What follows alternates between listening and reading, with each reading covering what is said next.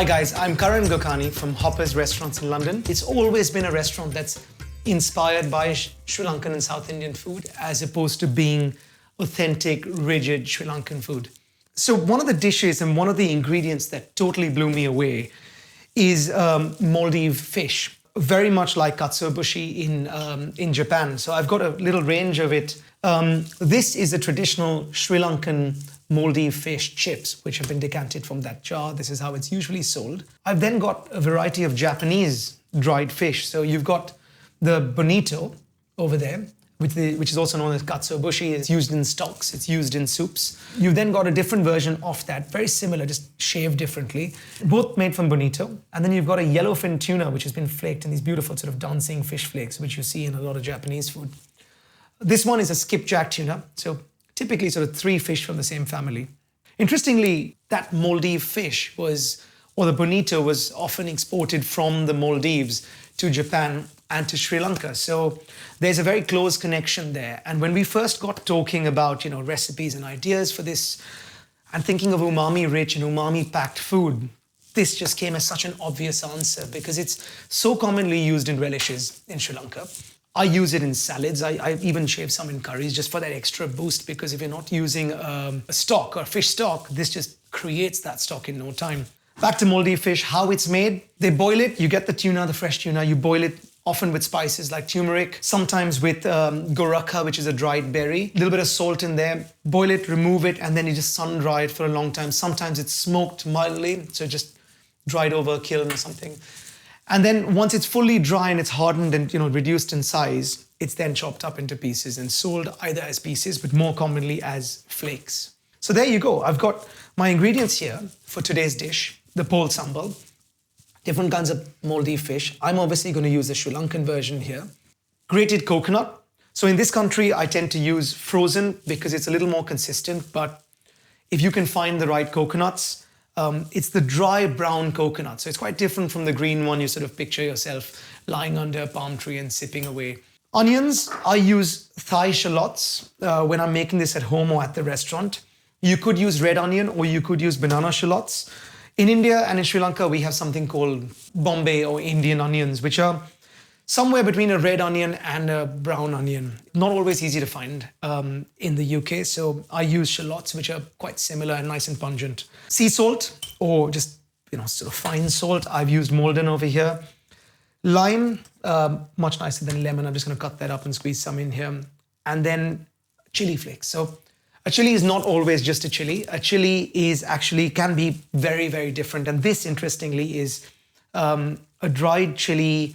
In Sri Lanka, they call them chili pieces. Basically look for the brightest, freshest dried chili flakes.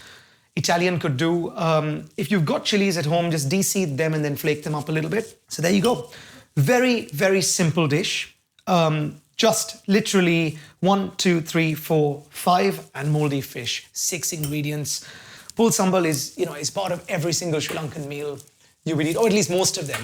And it's just one of those simple dishes that just have that amazing impact when you go ahead and make it and eat it. So now for the recipe. Pol Sambol, again, one of my favorite relishes, super easy to make. It's just, important thing is just to have fresh ingredients and just have them all prepared and ready. You're just gonna go in, bash it. There's no cooking involved. So I usually start off with those Sri Lankan Maldive fish. Very, very hard, especially the store-bought stuff is almost like stone. So you want to grind it down quite a lot.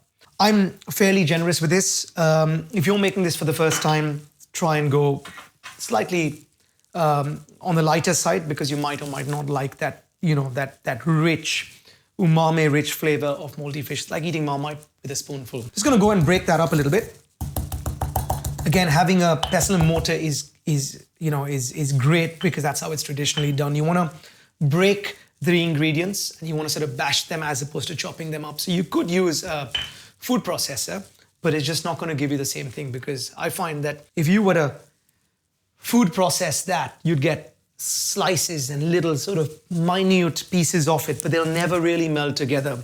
Whereas if you go bashing it, you're breaking up the cells and you're releasing all those flavors and everything sort of coming together. So for me, when I cook Thai food, I learned this from, Thai chef friends. You use a pestle and mortar to make your paste. Obviously, if you're lazy, just buy them and leave them in the fridge. Many of them are great.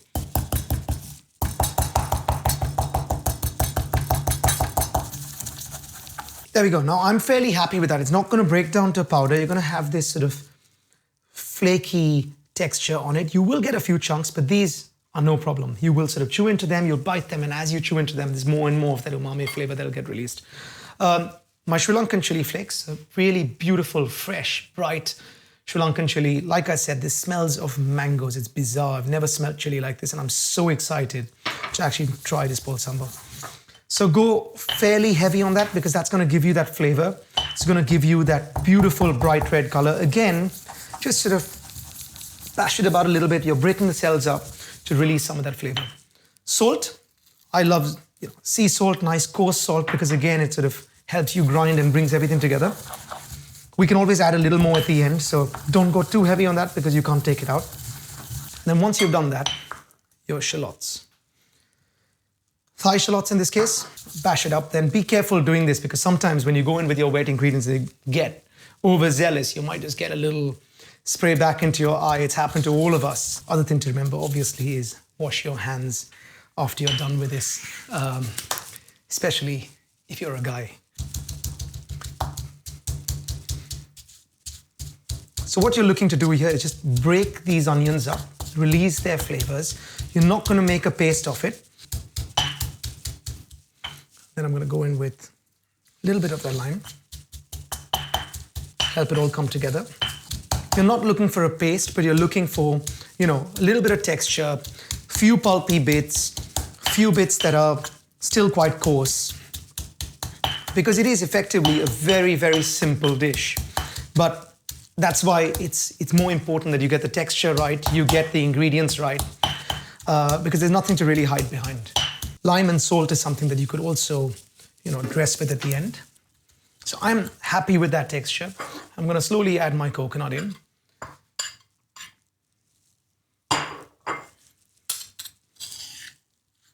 You don't need to bash it a huge amount once the coconut's in there. About 2 parts coconut to 1 part onions. Chili, depending on how spicy the chili is. It should really look nice and orange and red as it is now.